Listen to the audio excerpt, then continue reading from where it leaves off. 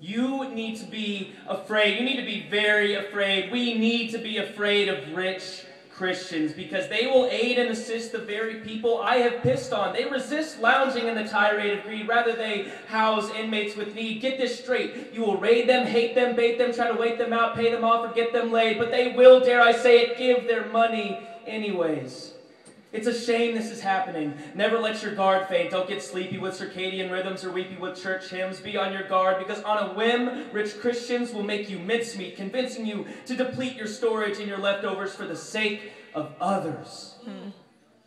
It's gotten so intense out there that they even give money to people who won't use it the right way. I know, rich Christians are giving their money to bad people who might spend it on alcohol. It's no wonder the homeless resort to drinking when Christians reject them.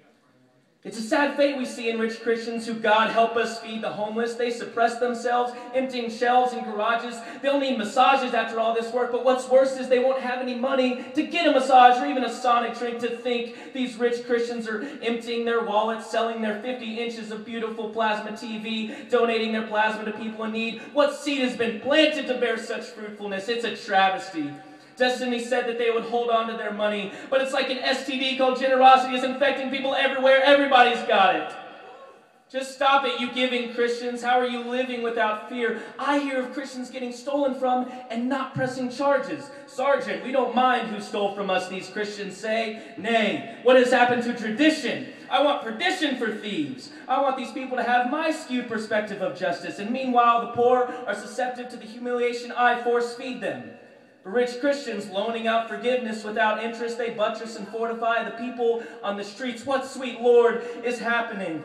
Trapping these Christians is impossible. They finally put on their thinking caps, and I can't snap them out of it. Where, O greed, is thy sting?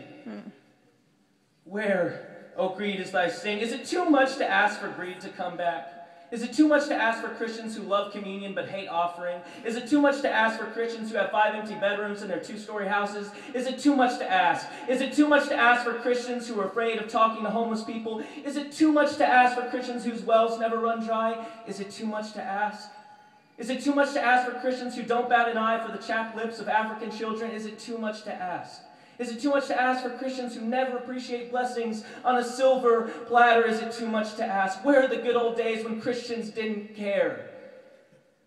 Where have the old days vacationed? Because my words are merely an empty oration. I have witnessed the migration of stinginess. By stinginess, my damnation of laziness has deflated. My eyes are dilated, and I am not elated, for I see these increasing donations from rich Christians. And I made the realization that the castration of generosity is not working. The flirtation with self-preservation is not working. The plantations and probations are not working. They are not working the inflation of money, the fixation on the future, the formation of bank accounts. It's just not working the fixation on storing up treasures on earth. It's not working the corporation and its very tall ladder leading to nothing.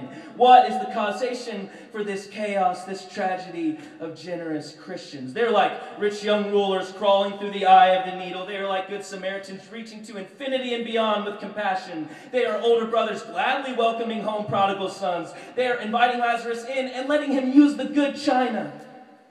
They're finding the people they have cheated and paying back 4 times the amount. Dear God, what is left to do with rich Christians? There's no power against them anymore. They own their money and their money doesn't own them. They give more money than they spend. They find joy. It's hard to even say these heretical words. Sacrificial living. There's no hope for greed anymore. There's just no hope for any envy anymore. And what will America think? America will be so disappointed when rich Christians pray for immigrants to get jobs, even at the risk of taking their own. America will be so disappointed when rich Christians huddle with one another instead of compete with one another. America will be so disappointed when rich Christians have a loyalty to God over capitalism, rich Christians selling all they have. I mean, they could ruin entire businesses feeding grumbling stomachs. I say, show me the money, and they say they don't have any left. I say a penny saved, and they say a penny spurned. I say get filthy rich, and they say getting rich often makes you filthy. I say money makes the world go around, and they say money makes men run aground. I roll in Benjamins and Franklins, but the only founding father they want is this God guy. And I draw a money bath, and all they want is regular baths. What is left to do with rich Christians? And these rich Christians tell me they have a different economy. And like an idiot, I asked them what it was all about, and they were like, it's an economy of mercy, and the currency is grace. They told me that no poverty exists in this economy, they told me. No 301k is necessary, they told me. They told me they would rather trim hedges than feed a hedge fund, they told me. They told me that retirement is never an option because you never want to leave their economy. They told me that their foreign policy is selfless giving. They told me that nobody has to save their economy because it's in God's hands. What stupid, rich Christians. What is left to do with them? These stupid, rich Christians. Thanks.